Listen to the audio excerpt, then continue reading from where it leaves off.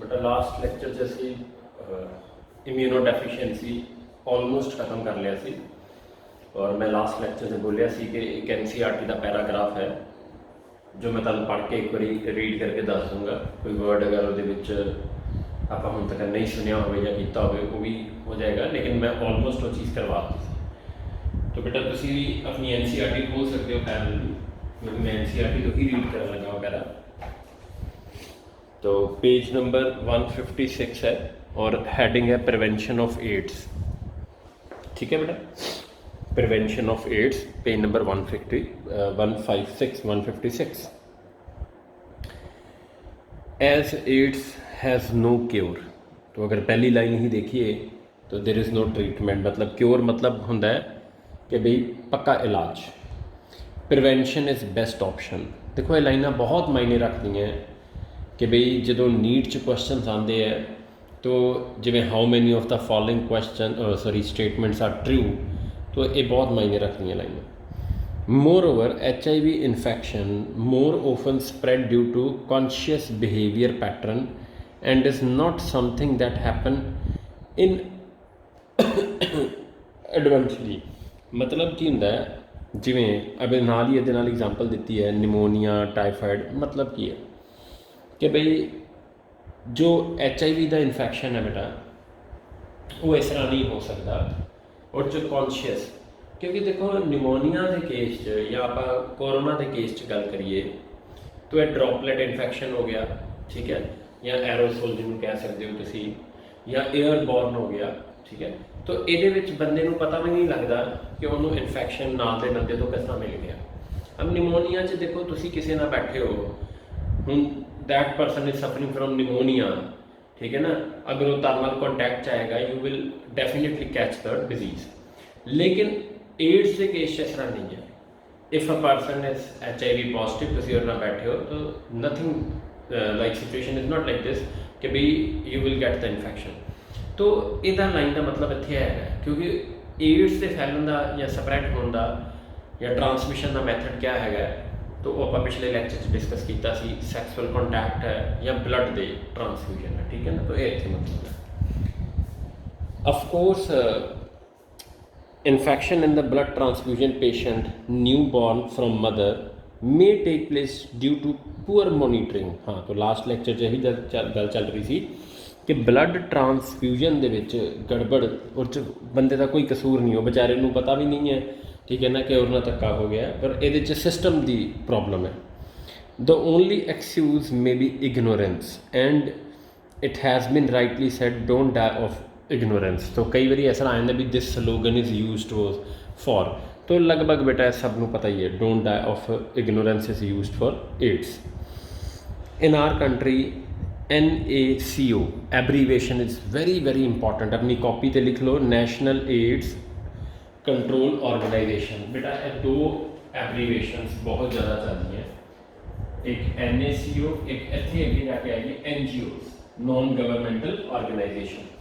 तो ये अपनी कॉपी से भी नोट कर लेना बेटा, क्योंकि जो आप एंड च कॉपी पढ़ांगे तो फिर बहुत इंपॉर्टेंट एब्रीवेशन है। हाँ, तो नाल ही अगे आ गई other non governmental organisations are doing a lot to educate people about AIDS, ठीक है ना। तो ऑब्वियस है गवर्नमेंट अपना काम कर रही है, लेकिन नॉन गवर्नमेंटल ऑर्गेनाइजेशन अच्छा काम कर रही है। World Health Organisation has started a number of programmes to prevent the spreading of HIV infection, making blood safe from HIV, ensuring the use of only disposable needles and syringes in public and private hospitals and clinics, free distribution of condoms, controlling drug abuse, advocating safe sex and promoting regular checkup for HIV in susceptible population are some such steps taken up. Infections with HIV or having AIDS is something that should not be hidden. तो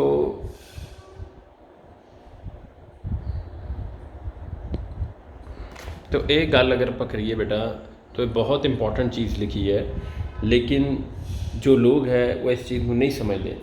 वो लुकाते, definitely लुकाते। The infection may spread to many people.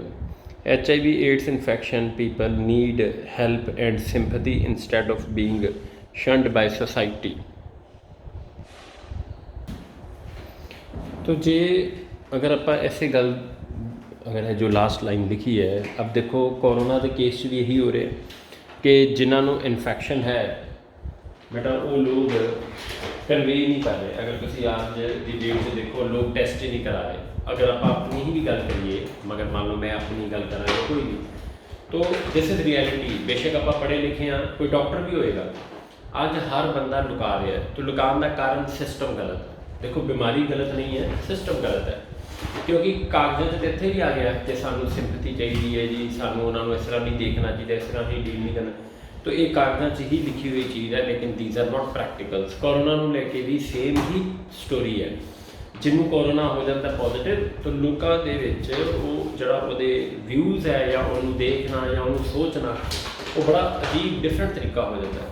और बड़ी गल है ये कि जो गौरमेंट हॉस्पिटल तो फोन आता है या पकड़न आते हैं वट एवर, तो दे डील लाइक कि भी ये जानवर है, ठीक है ना। तो इसे करके लोग टेस्ट नहीं करवाना चाहते।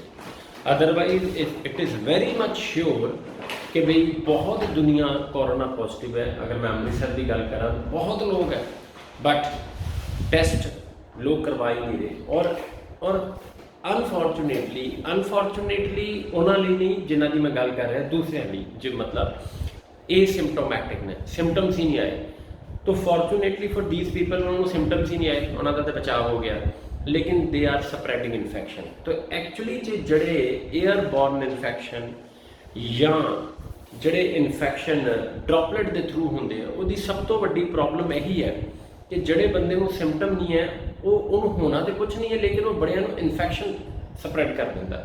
दैट इज़ द प्रॉब्लम, ठीक है ना। तो नेक्स्ट जो लाइन है थे, unless society recognizes it as a problem to be dealt with in a collective manner, the chances of wider spread of disease increase manifold। तो ठीक है, it is a malady that can only be tackled by the society and medical fraternity acting together to prevent the spread of disease। तो बेटा paragraph है, तो casual general गल्लां लिखियां, कोई बहुत इस तरह की गल भी नहीं है जड़ी समझाने वाली हो। तो लास्ट लैक्चर च बेटा अगर याद हो तो गल चल रही थी कि एक टेस्ट है एलाइजा, ठीक है ना, वो बारे मैं तुहानूं थोड़ा जा ताड़ी नॉलेज लिए दसन लगा। एंजाइम लिंक्ड इम्यूनोसॉर्बेंट एसे फुल फॉर्म कर ली थी इस तरह बेटा, माइक्रो टाइटर प्लेट,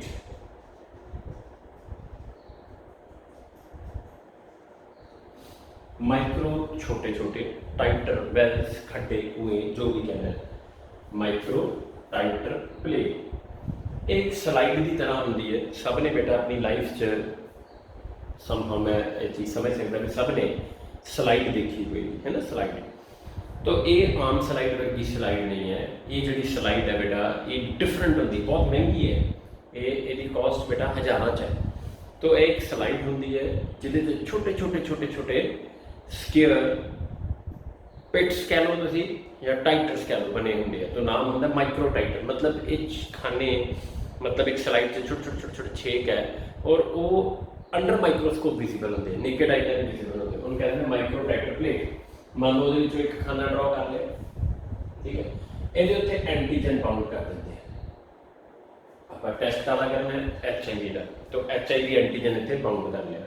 देखो ये बहुत डिटेल है, किस तरह बाउंड करना है, किस तरह वो सब सिलेबस च नहीं है, मैं सिर्फ तुहानूं टेस्ट दस रहा और जो क्वेश्चन तुहानूं चाहिए वो हुण मार्केट च अवेलेबल है माइक्रो टाइटर प्लेट। उन्होंने एंटीजन या जो भी टेस्ट आप कर रहे हैं जिवें HIV का कर रहे हैं, एंटीजन बाउंड कर लिया। हुण एक बंदा आया जी मैंने अपना HIV टेस्ट कराना है, ठीक है, वह बेटा बंदे का क्या लेता ब्लड ले लिया, जिन्हें टेस्ट कराया वह आप क्या ले लिया ब्लड, ब्लड में क्या रहने दो, ठीक है। तो ब्लड का क्या बन गया क्लॉट, ठीक है जी, और ऊपर क्या बन गया रह गया बेटा सीरम। क्लॉट बनने के बाद ऊपर क्या रह गया serum this serum is having antibodies जो सीरम होंगे ये तो क्या होंगे एंटीबॉडीज ठीक है हुण असी की करना है उस सीरम ये उल्टा देना तो असी मान के चल रहे हैं the person is HIV positive ठीक है देखो अगर मैं HIV पॉजिटिव नहीं मान के चलूंगा तो फिर तो मैं समझा ही नहीं पाऊंगा इलाजा किस तरह होता है अब अगर कोई बंदा HIV पॉजिटिव है तो ਉਹਦੇ ਵਿੱਚ HIV ਦੇ ਅਗੇਂਸਟ ਐਂਟੀਬਾਡੀਜ਼ ਹੋਣਗੀਆਂ देखो मैं ਅੱਗੇ ਵੀ ਇਹ ਗੱਲ ਕਹੀ ਸੀ ਕਿ ਬਈ अगर साढ़े अंदर कोई भी पैथोजन आता है तो इम्यून सिस्टम फाइट करेगा मैं ये नहीं कि जितेगा फाइट करेगा जिस मैक्सिमम चांसेस है कि जितेगा और कई बार हार जाता है जिवें कोरोना के केस भी यही हो रहा है मोस्ट ऑफ द टाइम जित रहे हैं लेकिन कुछ केसिस इस तरह के इम्यून सिस्टम हार रहा है जिसके करके उन्होंने लोगों की डेथ हो रही है same the story with maximum disease chicken pox maximum immune system जितना है अगला कोई एक्सेप्शन होती है कि इम्यून सिस्टम हार जाता है चिकन पॉक्स भी डेथ है ऐसा नहीं है कि नहीं है लेकिन वो डेथ जो है बहुत रेयर है ठीक है कोरोना वो डेथ थोड़ी कंपैरेटिवली ज़्यादा है होर भी बड़े फ्लू होंगे होर भी बड़े वायरल इन्फेक्शन होंगे जिन्होंने डेथ होंगी है लेकिन इम्यून सिस्टम फाइट करेगा अच्छा इम्यून सिस्टम फाइट करेगा किस तरह पता लगेगा एंटीबॉडीज बननिया तो जरा बंदा अपना टेस्ट करा रहा है अगर वो HIV पॉजिटिव है तो श्योरली और एंटीबॉडीज होनी है ਇਹਦਾ मतलब ELISA is meant for detection of antibodies तो ये एंटीबॉडीज डिटेक्शन टेस्ट है क्लियर है ना तो ये क्वेश्चन इंपॉर्टेंट है कि एलाइजा किस चीज़ का टेस्ट है वो एंटीबॉडी डिटेक्शन टेस्ट है और ज़्यादातर जो डेंगू वगैरह भी टेस्ट कराने वो सारे ज़्यादातर एंटीबॉडी डिटेक्शन टेस्ट ही होंगे तो मतलब अगर बंदा HIV पॉजिटिव है तो ਉਹਦੇ इम्यून सिस्टम ने और ना फाइट की होएगी जिहदे करके ਉਹਦੇ अंदर एंटीबॉडीज बनिया होंगे ਅਸੀਂ ਉਹਦਾ ब्लड लेता ब्लड का क्लॉट बन गया serum will be having antibodies if the person is positive we are considering the person is positive तो मतलब दिस इज एंटीबॉडी ठीक है अब एंटीबॉडी किनु बाउंड हो गई एंटीजन क्लियर है जी एंटीबॉडी किनु बाउंड हो गई एंटीजन क्लियर अच्छा हुन की होएगा कुछ नहीं विजिबल होएगा ठीक है ना एंटीबॉडी विजिबल है ना एंटीजन हुन and this is enzyme linked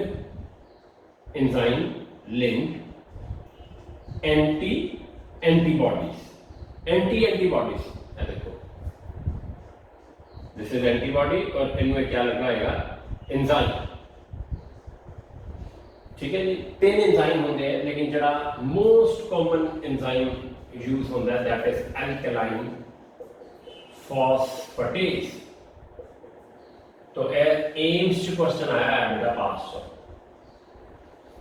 AIIMS दो बारी आ चुका है एक बारी 6-7 साल पहले आया एक बारी 10-12 साल पहले आया सी की क्वेश्चन आया सी कि एलाइजा च एंजाइम केड़ा यूज होता है तो वैसे 3 एंजाइम होंगे हैं लेकिन तुसी को याद रखना है केड़ा अल्कलाइन फॉस्फेटेज तो ये जो एंजाइम केड़ा है अल्कलाइन फॉस्फेटेज ये क्या हो गई एंजाइम लिंक्ड एंटीबॉडी तो this is enzyme linked antibody ठीक हो गया अच्छा हुन की होएगा ये ਜਿਹੜੀ एंजाइम लिंक्ड एंटीबॉडी है इनवर्ट होना है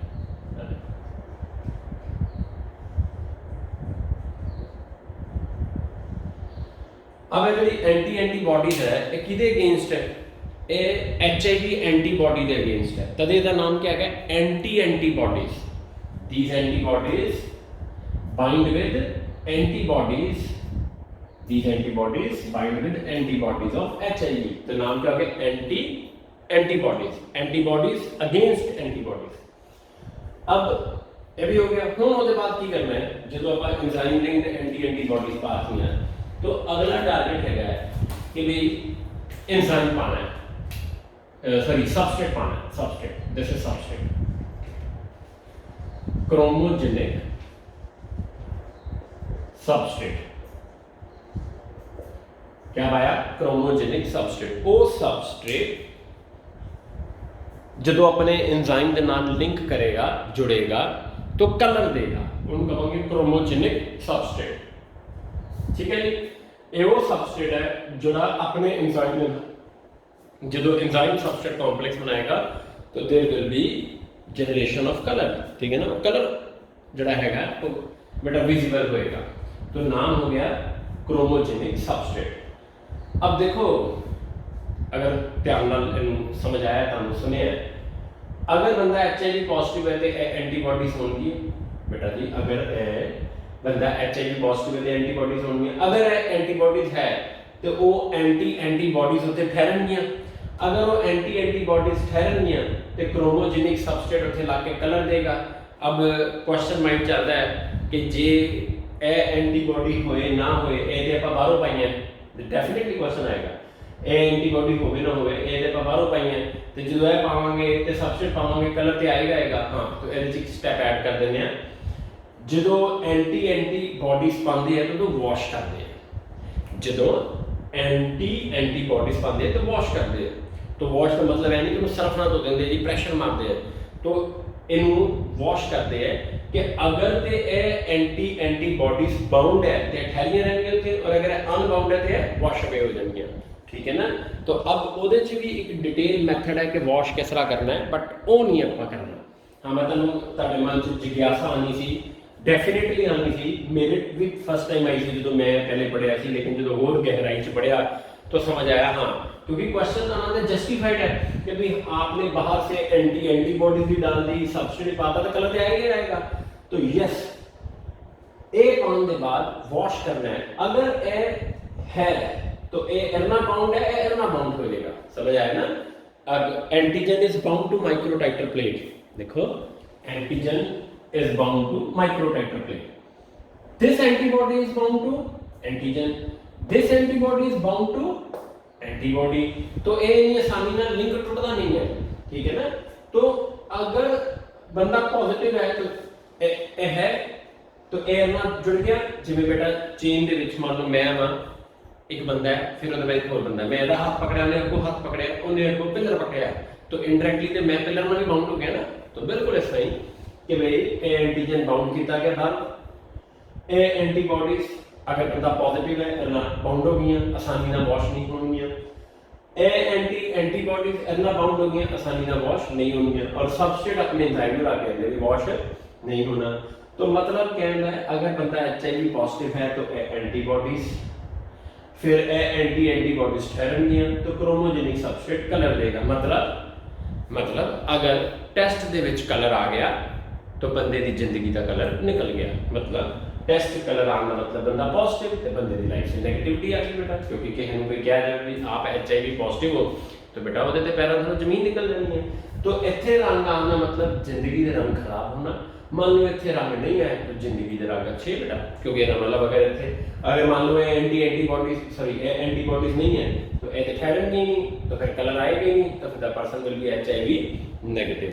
तो आजकल बेटा इस तो भी वधिया हुण लेटेस्ट होर टेस्ट है, लेकिन उसका जिक्र आप नहीं करांगे क्योंकि ये मेन टेस्ट है। ठीक है, जो एड्स लिए आप करना है, ये तुहाडे नीट लिए यही नाम चलने हैं। तो मैं ताड़ी नॉलेज लिए दसता भी इसका नाम एलाइजा एंजाइम, देखो आ गया ना, एंजाइम लिंक्ड इम्यूनोसॉर्बेंट। तो ये जड़ा एक आप पढ़े है सारा सिस्टम, इनू ऐसे ही कह देंगे हैं इम्यूनोसॉर्बेंट ऐसे। तो जे नोट करना बेशक कर लो बेटा।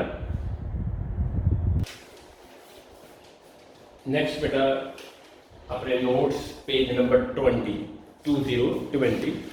देखो हम 20, 21, 22 ਤੇ 23 ठीक है जी, ये पेजिस आप जो भी काम है वो एक है कैंसर और एक है वैक्सीनेशन। तो बेटा ये मैं खत्म करने लगा टॉपिक कैंसर और वैक्सीनेशन वाला। तो ये काफ़ी हद तक लर्निंग है, लेकिन ठीक है जितना को मैं इस टॉपिक बारे समझाना दैट आई विल डू। हम आप कैंसर शुरू कर लगे हैं। तो कैंसर वैसे तो सबनों पता है, कैंसर देखो एक वर्ड होता ट्यूमर। तो ट्यूमर दो तरह के होंगे हैं, एक होंगे बिनाइन ट्यूमर, एक होंगे मैलिग्नेंट ट्यूमर। बिनाइन जिहड़े होंगे हैं दे आर नॉन कैंसरस, और ये होंगे हैं cancerous, cancerous and non cancerous. तो बेटा ये देखो तुहाडे बिल्कुल नोट्स देखो 2 टाइप्स आ गए, बिनाइन मैलिग्नेंट। ठीक है ना, ये डिफरेंस ही बहुत इंपॉर्टेंट है। तो ट्यूमर है कि है, मान लो एक सैल है, ये अनकंट्रोल्ड मैनर से डिवाइड हो जा रहा है, अनकंट्रोल्ड मैनर। तो एक सैल की ढेरी इकट्ठी होगी, इन्हों मैं क्या कहता ट्यूमर। अनकंट्रोल्ड देखो सेल डिवीजन जी है that is always in controlled manner, ठीक है ना। एक बड़ा यदि बड़ी डिटेल है, जिमें एक नाम होता है साइक्लिन डिपेंडेंट काइनेसिस CDAS, एक तो यह इन्वॉल्व है, इस तो अलावा कुछ जीन्स इन्वॉल्व है P53 एक्सेट्रा। तो ये सारे मिल के, ठीक है ना, ये सारे मिल के एक कंट्रोल्ड माइटोसिस ਨੂੰ फेवर करते हैं। And whenever the controlled mitosis is not there, it is uncontrolled, तो उन्होंने आप ट्यूमर कह दें, कैंसर। अगर वो लोकलाइज्ड है, मतलब फैलिया नहीं है, ठीक है ना, उन्होंने कहते हैं बेनाइन। और अगर पूरे शरीर च फैल रहा है तो उन्होंने आप कहते हैं मैलिग्नेंट। तो यह खतरनाक होगा। तो बेनाइन पंजाबी च गल करिए गिल्टियाँ, या मैं तुहानूं एक एग्जाम्पल देना, तुसीं अक्सर सुनिया होगा, लोग कहते हैं रसोली हो गई है, खास करके यूट्रस, जिवें तुसीं सुनिया है नाम फाइब्रॉयड यूट्रस, जिन्हों आप शायद, क्योंकि this is very common. Fibroid uterus तो इस तरह है कि हर 10 मगर एक फीमेल में है बेटा, हर 10 मगर एक, मतलब whenever the female crosses the age of 45 और 50 ईयर्स, तो तुसीं किसी का भी अल्ट्रासाउंड करा लो, 10 का कराओगे एक कन्फर्म होएगा, रादर हुण तो फ्रीकुएंसी इस तो भी ज़्यादा है। तो कह देंगे तुहाडे यूट्रस च रसोली है जी, ਇਹਦਾ सर्जरी होएगी, तो मतलब फाइब्रॉयड यूट्रस। तो ये खतरनाक नहीं है, खतरनाक मतलब ये पूरे शरीर च नहीं फैलेगा। ये एक सैल का फाइबर का मास है, देखो फाइबरस भी तो सैल ही होंगे ना बेटा, तो फाइबरस सैल का मास है, दैट्स इट, जो उत्थे ही रहेगा, ठीक है।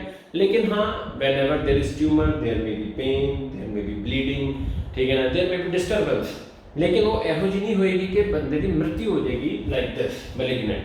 तो इस करके जिवें ब्रेन ट्यूमर ज़्यादातर बिनाइन होंगे, ठीक है ना। और अगर किसी को याद है तो आप प्लस 1 च पढ़िया सी कि न्यूरोन्स डिवाइड नहीं करते, बेटा याद करो, न्यूरोन्स डिवाइड नहीं करते, तो फिर ब्रेन ट्यूमर तो कभी भी नहीं होना चाहिए। नहीं, मैं तुहानूं दस्सिया सी ग्लायल सेल, अगर बड़िया नूं याद आ गया होगा, ग्लायल सेल डिवाइड करते हैं। तो इस करके ब्रेन ट्यूमर को अगर प्लस 1 च याद होवे कीता सी ग्लायोमास, ब्रेन ट्यूमर की क्या टर्म यूज़ की थी, ग्लायोमास। ये ज़्यादातर बिनाइन होंगे, ज़्यादातर, ठीक है ना। ब्रेन ट्यूमर लोकलाइज्ड होंगे है, लेकिन ब्रेन का ट्यूमर अपने आप ही बड़ा खतरनाक है, जिथे सैल का मास इकट्ठा हो गया, कोई अननैसेसरली नर्व जड़ियाँ डिस्टर्ब हो गई, या ब्लीड, या तुसीं कह सकते हो ब्लड सप्लाई हो गई, तो that there is a problem, ठीक है। तो हुण मैं इनू रीड करांगा, तुसीं अपने नोट्स सामने रखो। Cancer is group of disorders in which certain cell lose normal control over both mitotic rate and number of division they undergo, and generally produced by uncontrolled and unlimited mitosis. A distinct mass of malignant tissue called tumor, ਉਹਦੇ ਨਾਲ bold किया है न्यूओप्लाज्म, इनू highlight करो, मतलब इनू न्यूओप्लाज्म भी कहते हैं ट्यूमर ਨੂੰ, दैट इज़ अनदर टर्म, ठीक है ना। अगर तुसी कॉपी ते नोट कर रहे हो तो इत्थे भी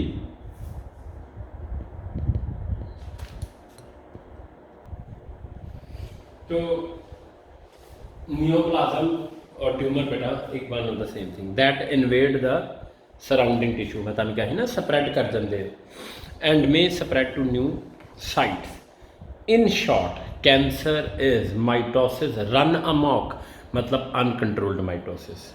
तो ट्यूमर व्हेन सेल प्रोलिफरेट, मतलब divide in an unregulated manner या अनकंट्रोल्ड मैनर, ठीक है ना, and give rise to clones कह लो या क्लस्टर कह लो, क्योंकि सैल तो एको तरह के होंगे, that can expand to a considerable size, definitely गिल्टी दिखेगी। This growth is called tumour. All tumours are not malignant, इनू मैं बोल्ड किया, हाईलाइट करो, कॉपी तो लिख लेना। अब दो तरह के ट्यूमर है स्कूल एग्जाम च क्वेश्चन, 1 तो 2 नंबर का, benign non malignant, malignant cancerous, remain confined to their original location and do not spread to other parts of body and cause little damage। और दूसरे पासे are mass of proliferating cell, neoplastic या tumour cell that grow very rapidly and rapidly invading and damaging the surrounding, क्योंकि invade कर दे, that is more appropriate word, invading, ठीक है ना। नॉन सक्रीटरी वो आगे सक्रीटरी, ये डिफरेंस इतना इंपॉर्टेंट नहीं है, और डेफिनेटली कुछ सक्रीशंस आ रही हैं और कुछ नहीं आ रही हैं। तो पहला पॉइंट इज़ वेरी इंपॉर्टेंट, अगर लिखना है तो पहला जरूरी है। Rounded in shape without process, irregular with process, ये भी पॉइंट इतना इंपॉर्टेंट नहीं है। अगला point very very very important, never show metastasis और उधर शो मेटास्टेसिस। देखो this point is very important. अब मेटास्टेसिस का मीनिंग अगर देखना है मेटास्टेसिस तो एरिया नाल ही आ गया बेटा इत्थे मीनिंग मेटास्टेसिस। एक्चुअली ਜਿਹਦਾ मीनिंग की है मेटास्टेसिस का अपनी जगह छड़ के स्प्रेड करना, that is called metastasis. School exam से 1 नंबर का क्वेश्चन आएगा, डिफाइन मेटास्टेसिस, ठीक है ना। पहले मैं मेटास्टेसिस पढ़ दूँगा फिर वापस डिफरेंसेस से आने हैं। Cell sloughed from tumour reach distant side through blood, ठीक है ना। डिटैच भी कह सकते हो बेटा, स्लफिंग आप पहले भी पढ़िया सी, तो स्लफिंग नहीं पढ़ना कोई गल नहीं, डिटैच कह सकते हो। Cells detach from tumour and reach distant sides through blood and wherever they get lost settled, है ना, in the body they start a new tumour, there start a new tumour there, ठीक है ना।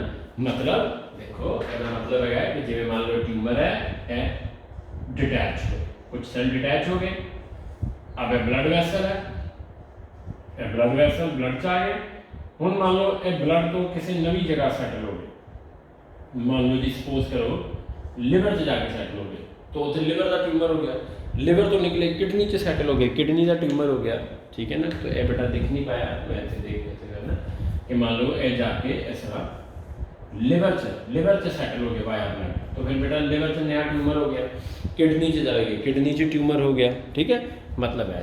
तो यह property को आप क्या कहते हैं मेटास्टेसिस। मैं डायग्रामेटिकली दसिया कि ट्यूमर अपनी ओरिजिनल जगह तो कुछ सैल निकलते हैं वाया ब्लड ट्रैवल करके किसी भी बॉडी के ऑर्गन च जाके सैटल हो के उत्थे नया ट्यूमर क्रिएट कर दे। This property is very very very dangerous, यही खतरनाक है। जिमें कहने ना कई बार ग्रेड 1 है जी, ग्रेड 2 है, ग्रेड 3 है, ग्रेड 4 है, जो ट्यूमर पूरी बॉडी च फैल गया तो बेटा कीमोथैरेपी भी काम नहीं ना करेगी, किहड़े ऑर्गन में कीमोथैरेपी बचाएगी, ठीक है ना। हाले तो आप कैंसर शुरू किया है, अगले लैक्चर से खत्म भी करांगे कैंसर का टॉपिक। तो ये स्टेज पर बंदे को बचाना मुश्किल है। हाँ मान लो हाले लोकल है लेकिन इन्होंने इन्ना पता लग गया भी मेटास्टेसिस प्रॉपर्टी है, लेकिन हले स्प्रेड होए नहीं है, हले होने हैं, तो कह लो उस बंदे की किस्मत बहुत चंगी है। बुरी तो है ही है क्योंकि वो अंदर कैंसर है, लेकिन चंगी है, बहुत अर्ली स्टेज पर पता लग गया, पूरा का पूरा ट्यूमर रिमूव कर देंगे तो थोड़ी बहुत कीमोथैरेपी दे देंगे, टेस्ट हो जाएंगे, अगर कन्फर्म हो गया अंदर होर कोई कैंसरस सैल नहीं है तो बंदे का छुटकारा हो गया। तो ठीक है, थोड़ा वेट करो क्योंकि जो अगला लैक्चर आएगा वो थोड़ा जहा कैंसर बारे होर पढ़ांगे तो फिर यह टॉपिक होर क्लीयर होएगा। तो अब जिमें बिनाइन और मलिगनेंट दे विच बेटा अब warts, fibroid, uterus, brain tumour etcetera. Now next is properties of cancerous cell. तो पहली प्रॉपर्टी और दूसरी प्रॉपर्टी को बेटा हाईलाइट कर लो, टिक कर लो, ठीक है ना। इत्थे बेटा ए देखो जिमें ए पॉइंट इन्हों हाईलाइट कर लो क्योंकि ये दो ही याद करनी है, बाकी होन या ना होन। देखो normal cells show a property called contact inhibition, very very very important, highlight करोगे इन्हों, कॉपी में भी लिखना। कॉन्टैक्ट इनहिबिशन जो सैल एक दूसरे नाल कॉन्टैक्ट चलते हैं तो एक सिग्नलिंग स्टार्ट हो जाती है, उसके बाद एक लिमिट के बाद वो डिवाइड होना बंद हो जाते हैं। When cells are dividing, they are in contact with each other, तो there are some signaling जिहदे नाल एक स्टेज के बाद डिवीजन रुक जाती है, उन्हें कहते हैं कॉन्टैक्ट इनहिबिशन। जो एक सैल का काफ़ी सैल के नाल कॉन्टैक्ट होंदा है तो उसदे अंदर एक सिग्नलिंग जनरेट होंदी है, मैसेज जनरेट होंदा है जिहदे नाल जिहड़ी फर्दर डिवीजन है वो रुक जाती है, इन्हें कहते हैं कॉन्टैक्ट इनहिबिशन। लेकिन कैंसरस सैल च यह प्रॉपर्टी नहीं होंदी। हुण कदे उल्टा ना कर देना कि कैंसरस सैल च कॉन्टैक्ट इनहिबिशन होंदा है, नॉर्मल सैल च कॉन्टैक्ट इनहिबिशन है, तदे ते नॉर्मल सैल का मतलब यही है कि कंट्रोल्ड माइटोसिस। लेकिन कैंसरस सैल च दिस प्रॉपर्टी इज लॉस्ट। तो मैं पढ़न लगा पॉइंट तो सुनो, नॉर्मल सैल तो देखो क्या है normal cell, very important, show a property called contact inhibition. इनू पूरा हाईलाइट करो और कॉन्टैक्ट इनहिबिशन सर्कल करो। by virtue of which contact with other cell inhibit their uncontrolled। तो ठीक है ना, तो एक सैल का दूसरे सैल ना कॉन्टैक्ट होया तो उहदे नाल इनहिबिशन हो जाती है। लेकिन अगे चलिए, cancerous cells appear to have lost this property, lost this property नू सर्कल मारो, हाईलाइट करो, कॉपी ते लिख लेना बाद चो। दूसरी प्रॉपर्टी मेटास्टेसिस डिस्कस होगी, are not differentiated and also secretory with irregular process, मतलब उबड़ खापड़ हो जाना बेटा, irregular process. Normal cell placed in a container divide to form monolayer, cancerous cell piles, ठीक है ना, अपॉन ईच अदर, ढेरी बना देंगे हैं। इन्ना इंपॉर्टेंट पॉइंट नहीं है। अनकंट्रोल्ड सैल डिवीजन देखो वो तो है ही है, तदे तो कैंसरस सैल है। तो जो 5th पॉइंट है ये भी इंपॉर्टेंट है, वो तो वैसे ही सिंपल है। There is increase in number of lysosome, yes, जो कैंसरस सैल की गल करते हैं, अगर ऑर्गेनैली लैवल पर क्वेश्चन आ जाए कि किहड़ी ऑर्गेनैली की गड़बड़ हो गई है, तो लाइजोसोमल कुछ एंजाइम होंगे है जो एबनॉर्मल बिहेवियर शो करते हैं, जिदे करके कैंसरस जोड़ा है वो सैल जोड़ा है वो कैंसरस सैल बन जाता है। अब वो लाइजोसोम के किहड़े एंजाइम है, किस तरह करते हैं, that details are not in your syllabus, तो बस इतना ही याद रखना है। तो यह भी पॉइंट करना है, there is increase in number of lysosome, reduction in mitochondrial cristae, इतना इंपॉर्टेंट नहीं है, मोर मेलानिन एंड डेब्रिस, तो लाइजोसोम तक जरूर याद रखो। टाइप्स ऑफ कैंसर, तो एक टेबल बनया हुआ है, carcinoma, sarcoma, leukaemia and lymphomas, melanomas, myeloma. तो carcinoma cancer of epithelial tissue, देखो बेटा बल्क जो कैंसर है वही है। अब देखो थले क्या लिखा है, मोस्ट कॉमन कैंसर, इनू हाईलाइट करोगे किन्ने 80 to 85%। हुण तुसीं जिन्ने भी कैंसर अपनी लाइफ से नाम सुने वो सारे कार्सिनोमा है, बल्क। किसी को ब्रेस्ट कैंसर हो गया, लिवर कैंसर हो गया, स्टमक कैंसर हो गया, लंग कैंसर हो गया, थ्रॉट कैंसर हो गया, चीक्स का कैंसर हो गया, लिप्स का कैंसर हो गया, तो लगभग सारे कैंसर क्या है कार्सिनोमा। मतलब लगभग लोगों को यही कैंसर होंगे बेटा, यूट्रस का कैंसर कह लो, किसी को ओवरी का कैंसर हो गया, प्रोस्टेट का कैंसर हो गया, तो लगभग यही है। Sarcoma connective tissue and muscular, very very rare, देखो लिखा है ना वेरी रेयर, इनू हाईलाइट करना है। तो देखो बोन कैंसर, अब bone is a connective tissue, तो वह कैंसर बोन कैंसर, तो very rare type of cancer, पर फिर भी चलो होंदा है, उन्होंने ओस्टियोमास कह दें। फिर कार्टिलेज ते टेंडन शायद ही तुसीं सुने होण, एडिपोस, तो these are rare type of cancer, sarcoma. Leukaemia blood cancer, leukaemia is cancer of blood, और blood cancer is cancer of WBC, RBC divide नहीं करते। Lymphoma is cancer of lymphoid tissue, तो lymphoid tissue आप पढ़ चुके हुए हैं, ठीक है ना। तो इत्थे लिखा है हॉजकिन, इनू हाईलाइट कर लो, Hodgkin disease which is cancer of spleen and lymph node, याद करना है, इनू हाईलाइट करो। मेलानोमा स्किन कैंसर, ठीक है ना, और क्या एग्जाम्पल है, कापोसी सार्कोमा, याद ही करना है। Myeloma cancer of plasma cell, अगर प्लाज्मा सैल वो जोड़े एंटीबॉडी सक्रीट करने वाले प्लाज्मा सैल है, अगर वह कैंसर हो गया तो दैट इज़ कॉल्ड माइलोमा। तो एबनॉर्मल तरह की एंटीबॉडीज़ प्रोड्यूस होनी, जो बॉडी के अपने ही सैल्फ उत्ते टारगेट करनगियां, ठीक है ना। तो तुसीं सिर्फ नाम याद रखना, myeloma cancer of plasma cell. तो अगला टॉपिक आ गया कॉजेज़ ऑफ कैंसर, तो इत्थों बेटा आप कंटिन्यू करांगे, और अगली बारी मैं ख़त्म कर दूंगा कैंसर वाला और वैक्सीनेशन वाला टॉपिक। तो मैं अज भी थोड़ा ही काम करवा रहा है, reason being considering that in mind कि बेटा तुहाडा क्यूमुलेटिव है, तुहाडा मैक्सिमम ध्यान उधर ही है, तो कोई गल नहीं, आप अगले नैक्सट वीक थोड़ा ज़्यादा काम कर लेंगे, थोड़ा घट काम करा रहे हैं, थोड़ा थोड़ा एक एक लैक्चर अपलोड कर रहे हैं, सो दैट तुम कंफर्टेबली पढ़ सको, बिकॉज कंफर्ट मोड भी जरूरी है बेटा। कंफर्ट का मतलब पढ़ाई कंफर्ट मोड में करना, ठीक है बेटा। इतों कंटिन्यू करांगे, तो थैंक यू।